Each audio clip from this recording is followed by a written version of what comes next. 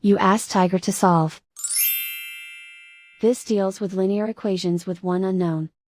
The final result is x equals -13/2. Let's solve it step by step. Simplify the expression. Expand the parentheses. Multiply the coefficients. Simplify the arithmetic. Expand the parentheses. Simplify the arithmetic. Expand the parentheses. Group like terms. Simplify the arithmetic. Group all x terms on the left side of the equation.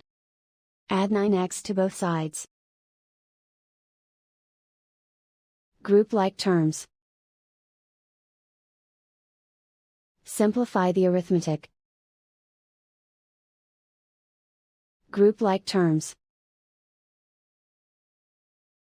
Simplify the arithmetic. Group all constants on the right side of the equation. Add 16 to both sides. Simplify the arithmetic.